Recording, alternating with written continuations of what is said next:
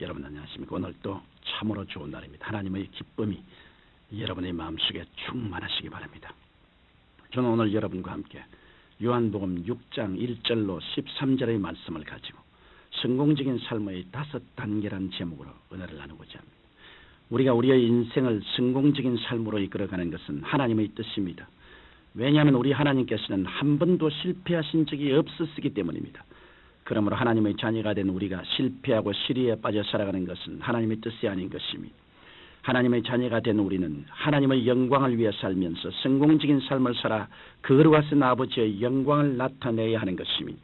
이것이 근원적인 하나님의 뜻입니다. 그런데 하나님께서 여러분에게 성공적인 삶을 살도록 도와주시고 해도 여러분께서 하나님의 도움을 받아들일 자세가 갖추어져 있지 아니하면 하나님의 도움과 축복은 누릴 수가 없습니다.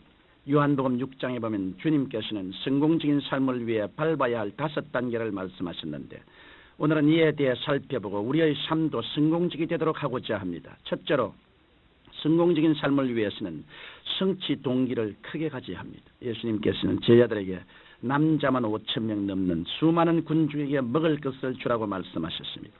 이 말을 들은 빌립은 여러 가지 이유를 내세워 불가능하라고 말씀을 드렸습니다. 여러분께서도 빌립과 같이 현실에 집착되어 부정적인 말만 늘어놓고 앉아있다면 성공적인 삶은 다가올 수 없습니다. 아무리 어렵고 절망적인 처지에 있다 할지라도 주님의 축복을 기대하면서 성취 동기를 크게 가지는 마음의 자세를 가져야 성공적인 삶을 살 수 있는 것입니다. 사업을 하는 사람은 사업을 더 크게 확장하겠다는 목표를 설정하고 계획을 세워 성취 동기를 크게 가짐으로 하나님께서 채워주실 그릇부터 먼저 마련해 놓아야 합니다. 그릇이 준비되지 않았는데 하나님께서 어떻게 축복해 주시겠습니까? 이러므로 성공적인 삶을 살기 원하시는 분은 마음의 부정적인 생각을 아예 뿌리채 뽑아버리고 긍정적인 자세를 가지고 축복과 성공의식을 마음속에 가득 채워야 합니다. 할 수 없다는 부정적인 생각을 가진 사람은 아무 일도 성취할 수 없습니다.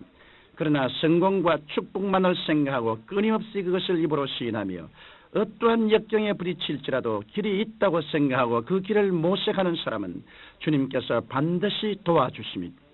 시편 81편 10절에도 내 입을 넓게 열라 내가 채우리라고 말씀하셨습니다.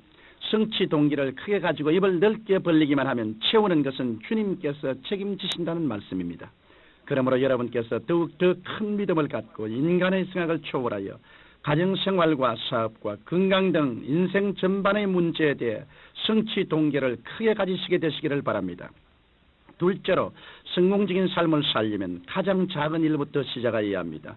주님께서는 성취 동기를 크게 가지되 출발은 작은 것에부터 시작하라고 하셨습니다.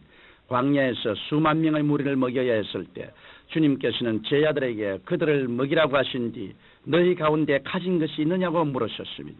그때 안드레가 보리떡 5개와 물고기 2마리를 가져왔습니다. 수만 명의 군중을 위해 보잘것없는 보리떡 5개와 물고기 2마리였지만 그것을 통해 모두 배불르게 먹고 12강조리가 남게 되었던 것입니다. 여러분 성공적인 삶을 사는 비결이란 꿈을 크게 가지되 출발은 작은 것부터 시작해야 된다는 것입니다.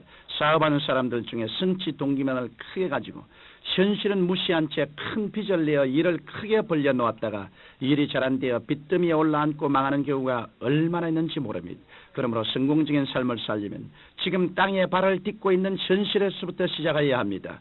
첫 술에 버버리는 우리 속담도 있듯이 한탕에 해치우겠다는 욕심을 갖지 말고 지금 있는 것에서부터 출발하게 되시기를 바랍니다. 셋째로 성공적인 삶을 살기 위해서는 올바른 마음의 자세를 가져야 합니다.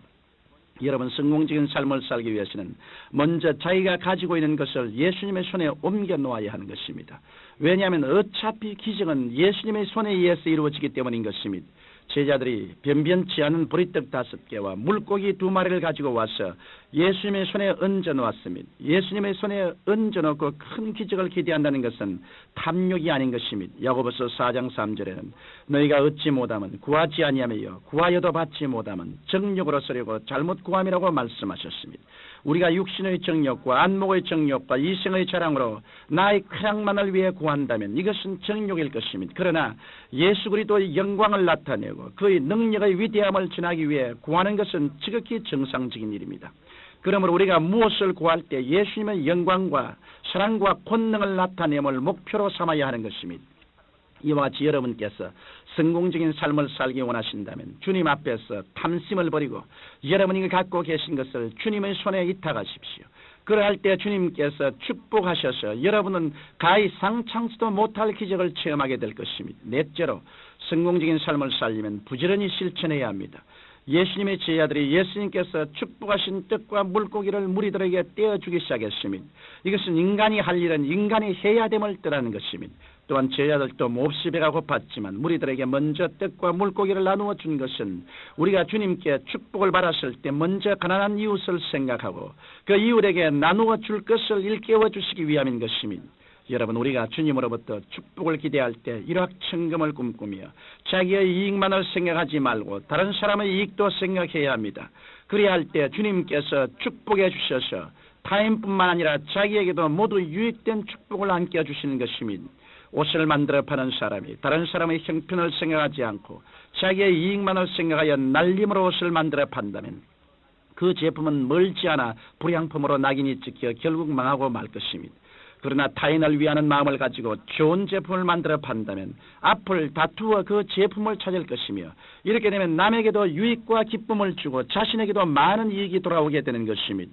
그러므로 사람이 할 일은 사람이 부지런히 하면서 남을 위해 봉사해야 되겠다는 올바른 자세로 나갈 때 하나님의 도우심과 기적이 나타나게 되는 것입니다.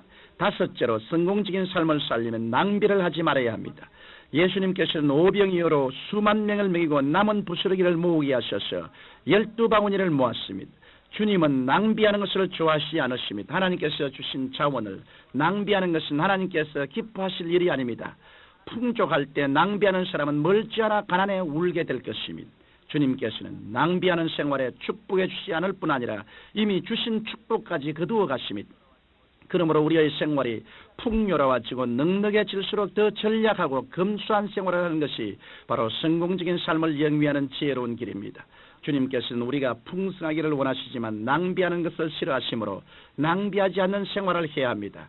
예수님께서는 오병이어의 기적을 통하여 우리의 삶을 풍요하게 하고 우리 인생을 성공시킬 수 있는 5단계를 가르쳐 주셨습니다. 이 5단계를 여러분의 삶에 적용시켜 보십시오. 여러분은 성취 동기를 크게 가졌습니까? 탐욕을 부리지 않고 있는 것으로 출발하려 합니까? 올바른 마음의 자세로 주님을 의지하고 있습니까? 부지런히 실천하고 있습니까? 낭비를 하지 않고 있습니까? 오늘 이 방송을 청취하시는 여러분들은 성공에 이르는 이 5가지 삶의 원칙을 실천하심으로 모두 풍성한 축복을 누리게 되시기를 주님 이름으로 축원합니다. 살아계신 아버지 하나님, 주의 이름을 부르는 자는 모두 다 주님과 함께 성공적인 인생을 살도록 도와주옵소서. 예수님 이름으로 기도드립니다. 아멘.